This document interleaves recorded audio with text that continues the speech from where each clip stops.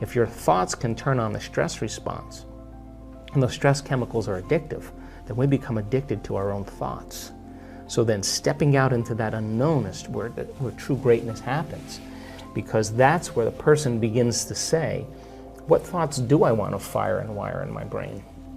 What behaviors will I want to demonstrate in my new life? Can I rehearse them in my mind?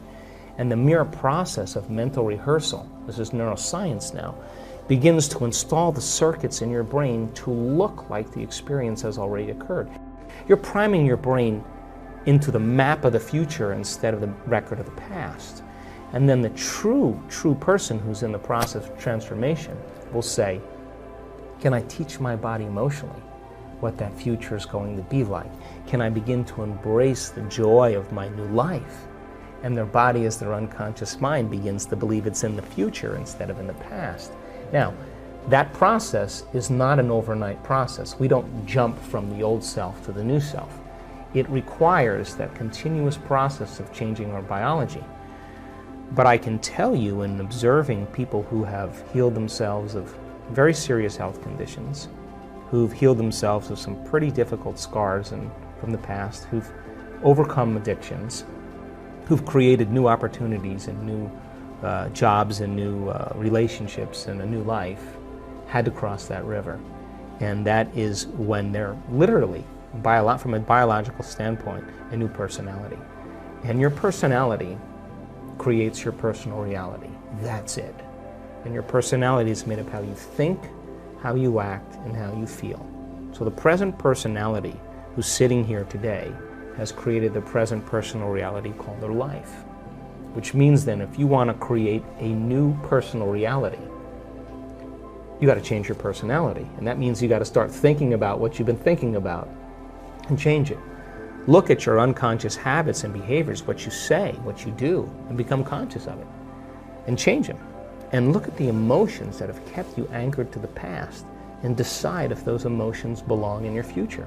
And I think the biggest problem is that most people try to create a new personal reality as the same personality, and it doesn't work. So then as we begin to demystify this, and the person starts to say, oh my God, the disease that I have is because it's connected to this personality.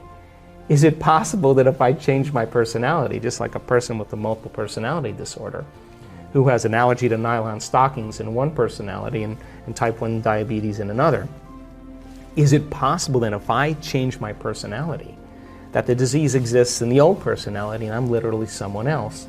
Is it possible then from a biological standpoint that they're healed and changed? So to answer the question, it's difficult because we're breaking out of a biological mold. It's difficult because most people don't know that they have within their reach all the tools to do it, because they have, number 3, been conditioned on some level to believe that the new hairstyle or the new type of beer they're going to drink or the sports car or whatever it is going to change their state. And that's the hypnosis. And when I wrote The Placebo, You Are the Placebo, the biggest thing that I walked away with after writing that book was how hypnotized and programmed we really are. And that's bothered me ever since I wrote the book, because people watch things in their external environment and they accept, believe, and surrender to that information without any analysis, and they're programmed. And so when you and I start waking up and say no to those programs, and we start to think that we're maybe a little bit more unlimited than we're given credit for, and it's not driven for profits or self-interest, but when people start to wake up and say, hey, you know, I healed myself of this condition, I healed myself of Parkinson's, I healed myself of lupus, I've healed myself of cancer, I've healed myself of rheumatoid arthritis, I've healed myself of chronic pain, I healed myself of food allergies. Hey, yeah, I was abused as a child, yeah, that's right, I was beat up by a violent father, and I lived in vulnerability and fear for the last 25 years, but that fear has signaled the wrong gene, and I developed this genetic condition. The doctors said I had no way of healing. But when I overcame that fear and I broke out of it, I started to signal new genes in new ways, and that disease doesn't exist. Let me tell you, if you listen to that woman's story, and you listen to all the trials that she had gone through and how she overcame herself, and she reached a place of such wholeness and self-satisfaction that she could care less if she had the disease, and that's the moment it went away, and you listen to that story, it's going to give you permission on some level that it's possible for you to do the same. You see someone dance the salsa well, you'll dance the salsa better. You see someone hit a golf ball like Rory, you'll hit a golf ball better. You see someone lead with love and compassion in their life, you will lead with love and compassion in your life. You see someone stand on a stage in front of 500 people and talk about how they overcame their cancer after their husband committed suicide, and the 3 years that it took her to do it, you will be inspired that it's possible for you. So then it has to start with a new consciousness, and that it's going to come from common people doing the uncommon, and that's where my passion is. We do have beliefs that feel good to us because those beliefs are based on past experiences, and those emotions keep us attached to the belief chemically. It's in our biology, and we tend to think neurologically and feel chemically within experiences then that are connected to the past. So when our beliefs are challenged, we hold on to the emotion, like Jesus had a brother, what? That doesn't feel right. He was married to Mary Magdalene, what? People freak out because they've been conditioned, and they want to hold on to that because that then ensures a future that they can rely on. When you step out of your belief systems and stepping into the unknown, you are now leaving behind your past. And then do you have the faculty and the ability to create? Do you have that ability? If not, because then in order for you to go from that old belief to a new belief, then you better have a plan, and you better be willing to have a new experience that is no longer a wishy-washy belief. It has to be a very strong impression in your biology.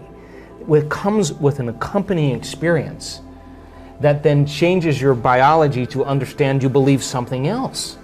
But that's not the end either, because then you have to question from that point, what is the next belief that helps you to understand the next thing? The person in our work who, I'll use a simple example, has a very, very difficult marriage.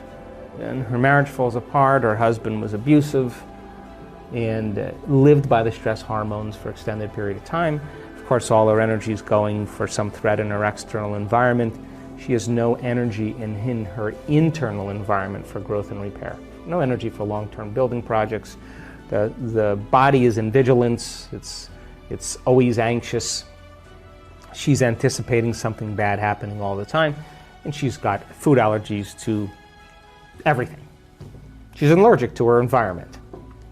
She comes to the event, she does the work, it takes her 3 months, and all of a sudden, in one event, she has a breakthrough, and she's eating anything she wants. Now, she's changed her belief about her past because she's no longer saying, I am this way because of my relationship with my husband. See, because when you say, I am this way because I had an abusive father, I am this way because I had a difficult marriage, I am this way because I got fired from my job, what you're saying is, I haven't changed since that event emotionally. And so now you're viewing your future through the lens of the past. When you overcome that emotional state, a memory without the emotional charge is called wisdom. Now you're ready to create a new future, because if you're still attached to the emotion, you're still attached to the past, and you can't create a future. So all of a sudden now, the person has a transformation. She has a shift. She knows that she's liberated from that anxiety. She feels it. And as a result of it, in a matter of moments, Ben, her biology reorganizes to a new mind. And now she's eating, I'm watching her eat pizza, I'm watching her eat a hamburger, she's laughing, and it's sustained.